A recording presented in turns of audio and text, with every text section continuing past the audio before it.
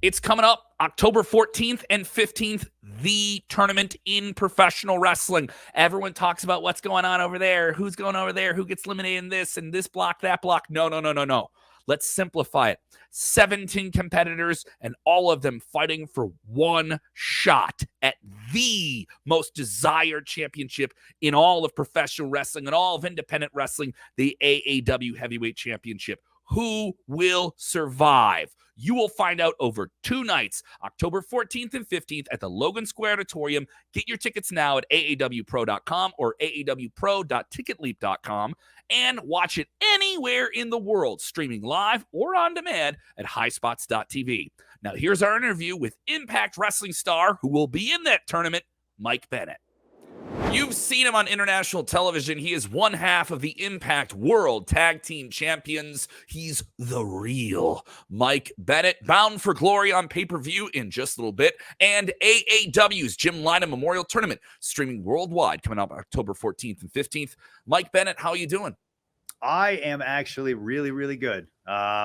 Life is good right now. Every time I see you, I feel like life is good. But I think that's just I think that's the mindset I put myself in. So I'm good. It's getting a little chilly here in Illinois for me, so I'm not too happy about that. But I'm not far from you as well. The seasons are changing, but you're sticking with it. I don't like it. You know, when I was younger, I was like the guy that was like, give me Christmas in the wintertime. Don't give me anything warm. Now at 37, I'm like, no, give me warmth all the time. I can make it cold if I need to. I'm starting to feel it in my joints. Tell me about this. One half of the Impact World Tag Team Champions with your longtime partner, Matt Taven. Honor no more, just running roughshod on everyone in Impact Wrestling.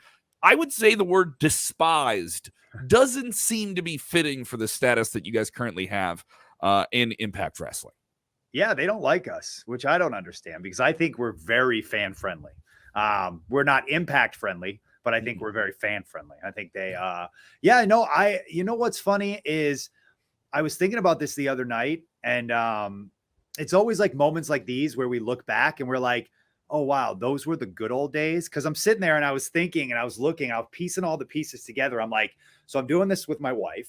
I'm doing this with my best friend, Kenny King, who I've known forever, Vincent, who's one of my best friends, and then Eddie Edwards, who I literally started in this industry together in Massachusetts, and we've been friends since I was 16 years old. And we're all coming together. And then you throw PCO in there, who's nuts. And then we're all coming together to form this group.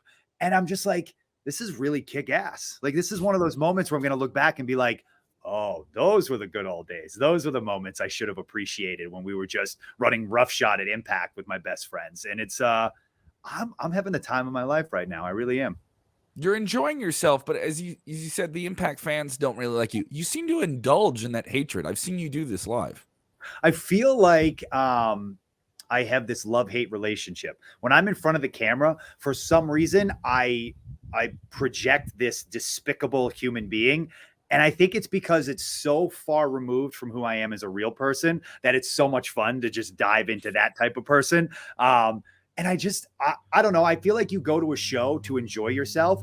And if I'm supposed to be the antagonist, I'm going to give you every possible opportunity to hate me. And that's going to mean that I'm doing my job well, even though when I go home, I'm like, hey, life is good. Life is grand. Everyone be motivated. Everything's positive. But at Impact, I'm like, no, you're all doomed. You're all screwed. Life sucks. In general, playing the term is the bad guy, right? Let me just bring it down that lowest. Being in that role, what is the most visceral reaction you've ever gotten anywhere? Because you've had a long, incredible career at WWE, ROH, Impact now, all these different things, AAW with you as well. You've gotten some incredible reactions, whether people love you or hate you. Yeah. What is the most like, wow, I'll never forget someone saying that or doing that or this reaction from somebody in the crowd? You know, if you wipe away the toxic stuff people say on social media, because that's just some things I read there and I'm like, why would you? It's just phony wrestling. Like, you know, this is all scripted television. I don't get mad at The Office like you get mad at WWE or AEW or whatever. So I don't understand. Someone yelling at you about your theme song at the airport. Yeah. And they're like, oh, I had someone literally yell at me because I was going bald. I was like, I can't control that. I can't either. I'm yelling at my own hair about going bald. Like, thank you for rubbing that in my face.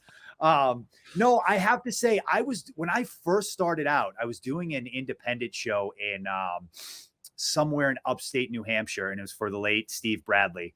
And I just remember we did a match, and I think Steve Bradley was out there, and I was in a heel tag team at the time. And by the end of the show, we couldn't leave because Steve was telling me that people were waiting in the parking lot for us because they were legitimately upset about what we were saying to them and what we were doing to the person in the match. And we had to wait maybe an hour and a half before they actually left because they clearly outnumbered us. There was like 10 of them and 4 of us. And we were like, this is a recipe for disaster. And I was like 19 years old at the time. So I'm like, what the hell am I getting myself into? Is this a good idea? Like, I thought I was just acting and playing wrestler. And now I actually have to go out and fight some people because they think I'm really a bad guy. It was intense. But I'll tell you what, one of the coolest things that's happened to me has been like the last 5 years with my sobriety, because I now get people coming up to me and being like, oh, you helped me with this and you helped me with that. And like I had one guy, Royal Rumble weekend, a few years back, he was visibly shaking. And like he was like this big jacked up, tough guy looking dude. And he comes up to me shaking and he's crying and he's telling me I helped him get through his divorce.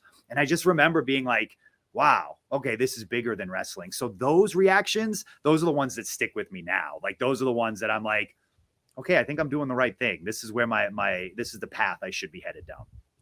You brought up sobriety, and this is something you and I have talked about away from cameras and stuff like that. It seems like you have a greater sense of clarity and reflecting on your career. You brought up something from when you were 19, different things like that. How do you view your pro wrestling now with this?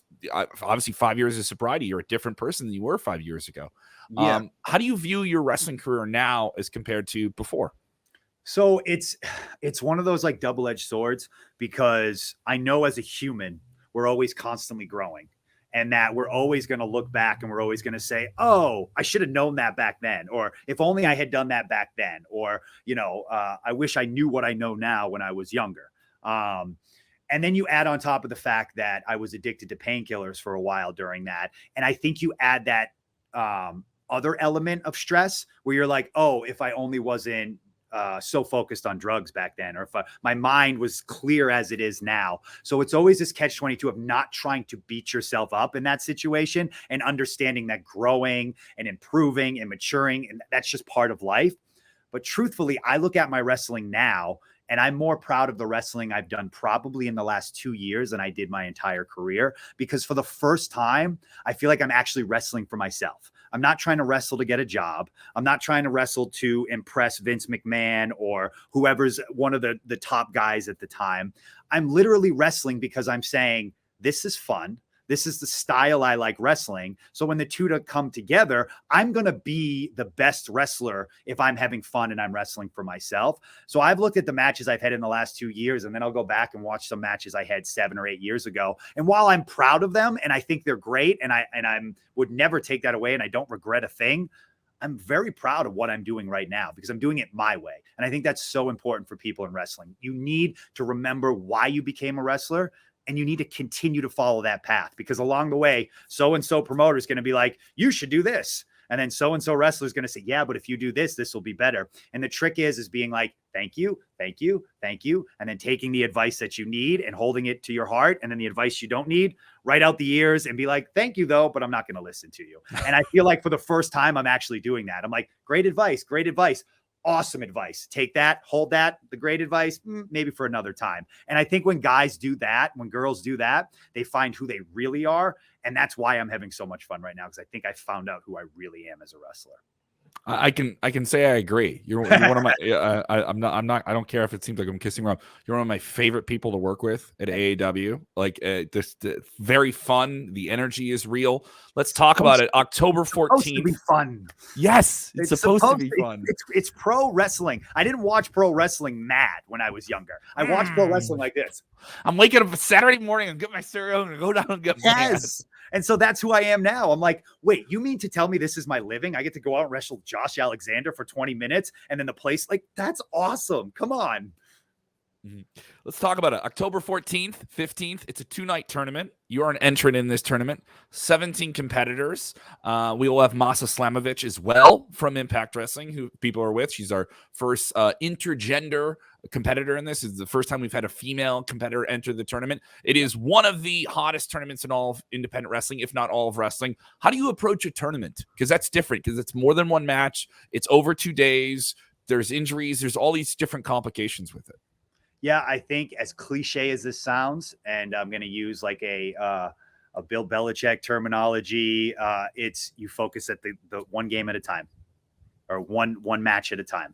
You stay focused on the match you have in front of you, and you don't worry about what comes next. Because like you said, everything's unpredictable. And this is a life lesson in general. If you focus on what is directly in front of you and what you can control, then you don't worry about the other things that are out of your control. My mom always used to say, like, worrying's like a rocking chair. You'll rock back and forth. You'll do a lot of motion, but at the end of the day, you're still in the same spot and nothing's changed. So there's no point on worrying about whether so-and-so is going to advance or so-and-so is going to get injured or how long one match is going to be or how short another match is going to be or who had to wrestle who or who didn't have to wrestle who.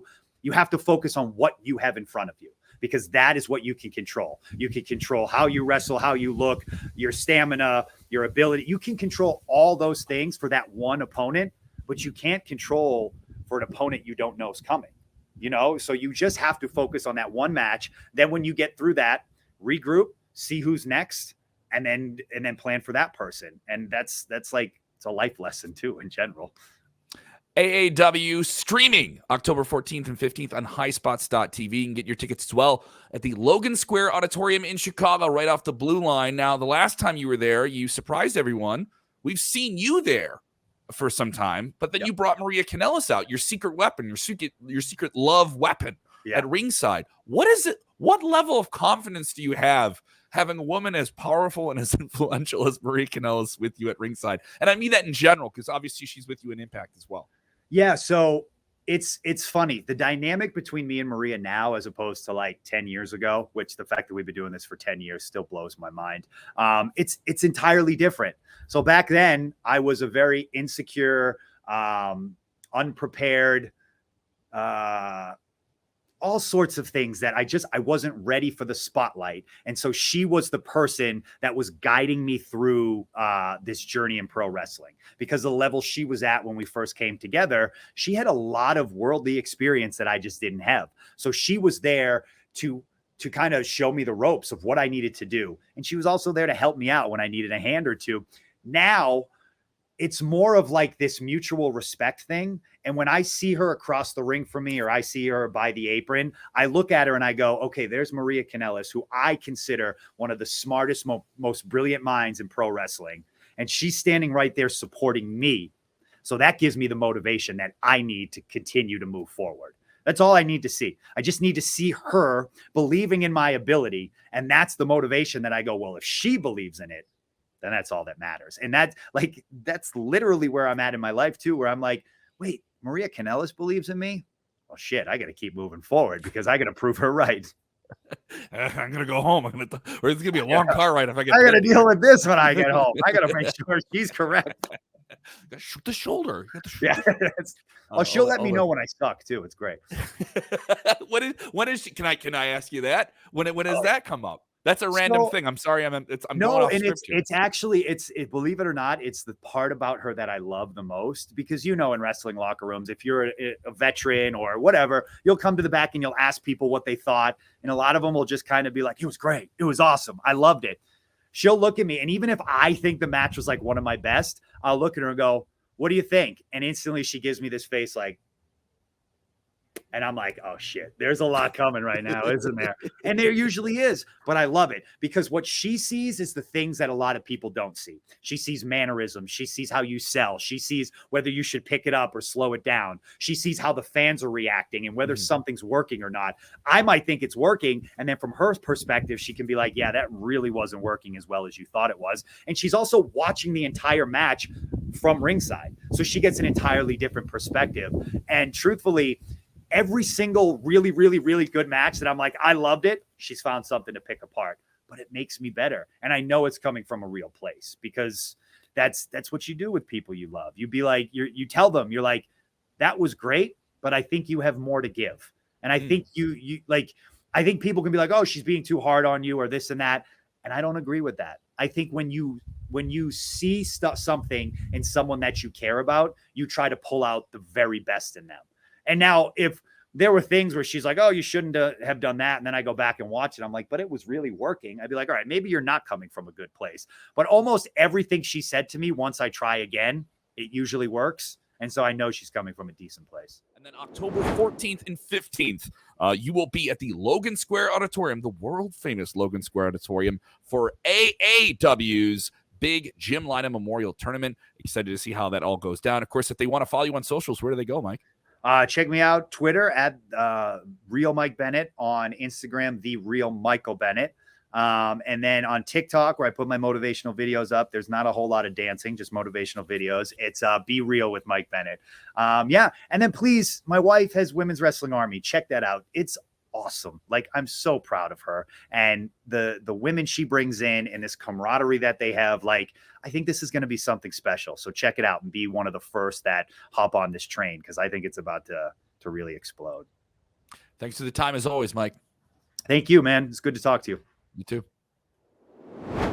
How about that interview? Wasn't that something else? All right. Big thanks to Mike Bennett. Make sure you follow him on the socials and you follow us, AAW Pro, on Twitter, on Facebook, on Instagram, wherever you're on the socials. We are there. And get your tickets coming up for the Jim Lynam Memorial Tournament, October 14th and 15th at the Logan Square Auditorium. If you can't join us live in person, don't worry. We're worldwide, baby. We're not limited to just the streets of Chicago. You can stream us on highspots.tv, live or on demand. And remember, AAW Pro Wrestling is pro wrestling redefined.